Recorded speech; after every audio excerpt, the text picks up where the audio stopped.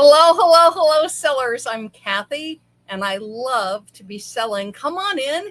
Come on in. Boy, do I have some fun stuff to show you. I was doing some research. Oh, but let me know that you can hear me. Comment below. Say hello. I was doing some research for a client in the vintage category. So checking prices and formats, does it sell better in auction? Does it sell better fixed price? And I came across some things and I was like, get out of here. I couldn't believe what it was selling for. And that's what I'm going to be showing for you. So it was like, oh, that was my reaction. I saw the price. I was like, get out of here. So I'm going to show that to you. Also, because it's a category that you can source in a lot of different parts of the country. When I listen to people's YouTubes and I listen to podcasts, there's some great information out there, but sometimes it's very specific. So if I'm in Alabama or if I'm in Mississippi or if I'm near Savers or if I'm near Goodwill bins, the information is going to help me a lot. But if I'm not, it's not going to help me. So I specifically look for tips that are relevant for sellers all across the United States. And whether you're in a city area or a more urban or rural area, that it's helpful to you. And those of you that watch on my Facebook business page, I love to be selling. Thank you so much. And those of you who catch me on my YouTube channel, Kathy Terrell, I love to be selling. Be sure to hit subscribe. I really appreciate you guys. And those of you that download my podcasts every week, Kathy Terrell, I love to be selling. Thank you. So this was interesting. I came across this, and I'm going to share it with you. And what's nice is it's a very broad category with a lot of interesting items in it. And it's something you can source across the United States. It is something primarily for thrift stores, estate sales, but definitely flea markets. And the other thing is, because I know some people are, storage units definitely, is if you're buying box lots. Several sellers that I speak with, they're buying lots, either auction lots that are like online. And sometimes when you're buying these auction lots online, and this can also be local. A friend of mine was telling me, because she sources locally this way, they won't let you dig through the box. So you'll see stuff at the top of the box. And you can sort of like look around, but you have to bid on this just seeing what's on the top of the box. And I used to actually source this way for vintage VHS when I first started selling on eBay. And I would source this way on eBay because oftentimes people would be putting up lots of VHS and they wouldn't take pictures of all the VHS. But as long as I could see enough VHSs that I knew I could flip, so let's say they wanted $80 for it, and I knew I could make like $150 from what I could see, then I know that everything else is gravy. I can always throw it in lots. There's ways to work around it. But as long as I knew I was going to make my money back and make some more money, I would oftentimes take a gamble. Because 9 times out of 10, if that good stuff's on top, there's a good chance there's some good stuff underneath. So I wanted to point it out with this is if you're sourcing these items, particularly if you're doing it in lots, because a lot of times, this, if somebody collects salt and pepper shakers, and it's an estate sale or an auction, it's going to be a box with 30 salt and pepper shakers. Barbies, it can happen with G.I. Joes, it can happen with cookbooks, all kinds of things. You often have to price from just what you can see. But as long as you know you're going to make your money back on a profit, it can be worth it because a lot of times it's fun underneath. So I was going through eBay and I was doing some quick research for my client, and I came across this. I want to show this to you. And the reason it caught my eye is it's Little House of the Prairie lunchboxes. And I remember vintage lunchboxes, gosh, maybe like 10 or 15 years ago. They were so hot. I mean, you couldn't move without an article about collecting vintage lunchboxes. I mean, it was in media. It was all over the place. And sometimes when things are on trend, like right now, sneakers are on trend, Pokemon cards are on trend, that kind of thing. Vintage T-shirts are on trend, the rock and roll. So things can be on trend, and then all of a sudden, like, people lose interest in it. So vintage lunchboxes were hot. And then like people move on. But this is the interesting thing, in case you're a vintage lunchbox person, is Some of them are still very, very hot. So if you're at an estate sale, if you are looking at those online auctions, if you're at flea markets, and definitely when you're doing yard sales, is definitely keep an eye out for the lunch boxes. This caught my eye because it is Little House on the Prairie. And I was a huge fan of Laura Ingalls Wilder and her series, Little House in the Big Woods, when I was a kid. So, of course, as soon as I see Laura Ingalls Wilder, I'm like, ah, and I'm not alone. So not only are people huge fans of her from her book series, but also from the TV series. And it's because of Melissa Gilbert. It's because of Michael Landon, a lot of reasons.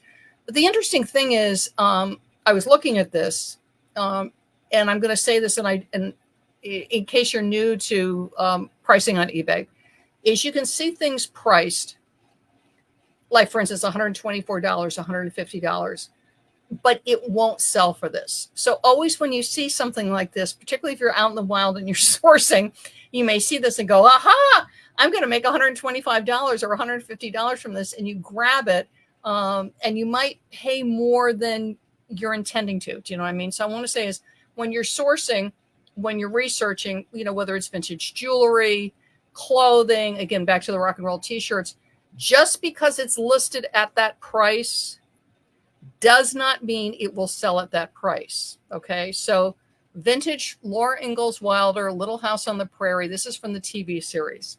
And the TV series ran in the 70s and the early 80s. So this immediately grabbed my eye. So 125 with the thermos, they want 150. This is in auction. Then a different picture. This is interesting. So lets me know there's two varieties, which is the two sisters. And then it goes down back to the family. The big thing looking at the solds on vintage lunchboxes, and I'm going to share this with you, the condition matters hugely. So how much rust is around the sides. When you open, and if you're selling vintage lunchboxes, be sure to show them open and do close-ups and the sides. There was one, and I'm going to show you, got a really nice price. And not only did they show the front and the back, they showed all the sides, and they opened it up, and they had the thermos. So if you have the thermos, the price goes higher.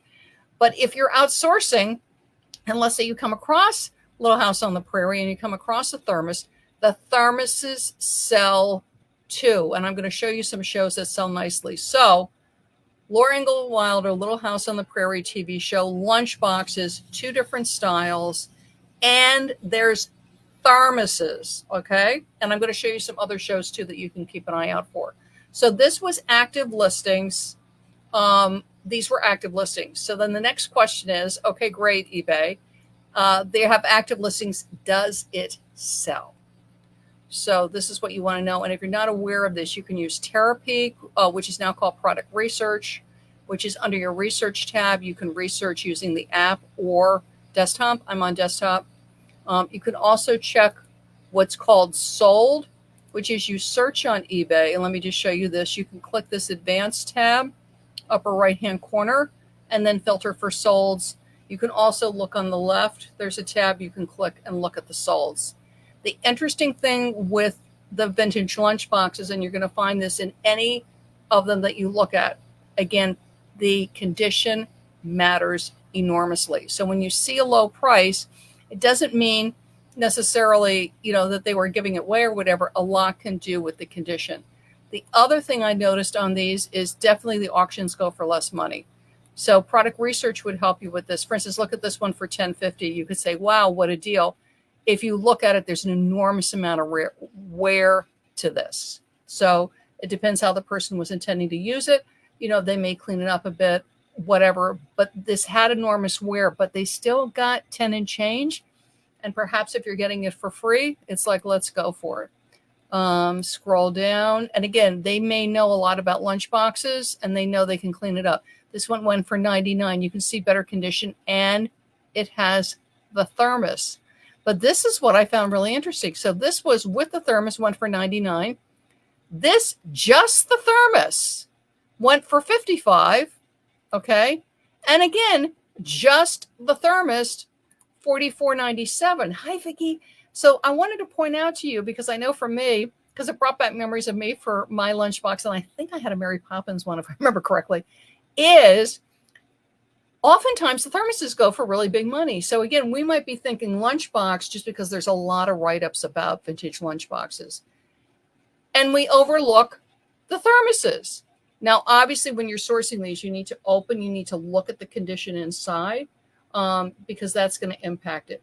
But the thermoses go for really good money. So vintage lunchbox and vintage thermoses, and the condition is hugely. I would not put these in auction. I would do them as fixed price, but product research is going to help you a lot with that.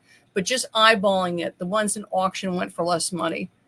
And then this got me going. I said, well, let me spend some time looking at vintage lunchboxes, right? We'll go do a stroll down memory lane. It's back to school time, so it's like you're thinking about lunchboxes, and take a look at which ones do sell. And again, the reason I'm bringing up vintage lunchboxes is you can get them with auctions. You can get them in estate sales. People cleaning out their homes. You might find some abandoned by the curb because people have had them forever, and they just want to get rid of them. So again, vintage lunchboxes and thermoses, okay? Because the thermoses alone sometimes, I was really surprised with the Little House on the Prairie TV show. The thermoses sold for like $50. The lunchboxes were like $100. So look at this. We've got strawberry shortcake. Look at this, Captain Kangaroo for $70. And this is the vinyl lunchboxes. We're going to bring back memories for you guys. Okay, Jurassic Park, more money. More modern, not so much money. We're scrolling down. We're looking for the ones that bring in big bucks. Okay, Popeye, 65. Look at these keywords too. They're doing good keywords. Look at this, King Features. Okay, we're scrolling. Oh my goodness, look at this. Fess Parker, Daniel Boone, lunchbox and thermos. And this person is grading it 8.5 to 9.5. Look at this is going on my ding, Super Bowl list. Look at that. 438. Wow. Look at this. Vintage Disney school bus, lunchbox, and thermos. Again, they're rating them. Look at this. And aren't they cute? 218 and change. Look at this. We got Walt Disney. This is Black Hole with thermos, $70. And look at this, the Hulk for $70. So I'm really encouraging you is that when you're out and sourcing, keep an eye out for this. And remember, I know me too, the Daniel Boone Fest Park, I was like, oh my goodness, look at this. Look for them. Again, they were so talked about maybe 10 years ago. And there's still current information out there. I was searching around on the inventory. But again, right now, it just seems like online, everybody's talking rock and roll t-shirts. They're talking Pokemon cards. They're talking sneakers. Don't overlook vintage lunchboxes and thermoses. Some of them, obviously, you can't give away. Some of them, absolutely, the condition matters hugely. And be sure to take pictures of everything, show everything, open up everything, look at it. You're looking for rust, all that kind of thing. But there was, I think it was a Little House on the Prairie lunchbox sold. It didn't even have a handle. It was just the lunchbox. And they sold it for like $10 or $15. Again, I think sometimes people might be just using it more like artwork. They might be doing a recycle thing with it and using it another way. You don't know. And again, if you get it for free or like for nothing, and you're keeping it out of the landfill. But again, vintage lunchboxes and thermoses, particularly from the 70s, there's some that sell for really good money. So keep an eye out for them. And it's just fun. And a lot of the great artwork. But again, all those keywords, King Features. I notice a lot of them for the Aladdin thermoses, Aladdin thermos, because it's a good brand name. So be sure to use good keywords. Back to school is a super fun time to be sourcing and selling on eBay. I've got a great free guide for you, the ultimate guide to back to school products for eBay sellers. Because the thing with back to school is that while you're shopping for your children of, remember, all ages. So back to school is pre-K, it's younger children in grammar school, you've got high school, you've got college dorms, you've got teachers. There's a huge range of back to school products. Is while parents, and don't forget college students often will be shopping for themselves, are shopping, for back to school. So they're shopping for electronics, or they're shopping for dorm room supplies, or they're shopping for sneakers, for the 6-year-old. They will shop for themselves. Okay. So don't forget that. So even if you only have a few back to school products, or if you get my guide, things that you didn't even consider as back to school products, hint, like sheets and towels and home decor, because people are decorating their dorm rooms, it's a great way to bring traffic to all your items and really get your sales accelerating. A lot of my sellers are reporting that sales are really picking up after a little bit of summer doldrums that can happen. And back to school can really help bring those shoppers in. So you're selling your back to school item, and then you're also selling the other wonderful items that you have. So be sure to grab that free guide, The Ultimate Guide to Back to School Products for eBay Sellers. Okay? Vicki, thank you so much for joining me live. It's always great to see you. And everybody that joins me, I so appreciate it. And do use hashtag replay when you're listening to this on replay. Thanks, everybody. Have a great week.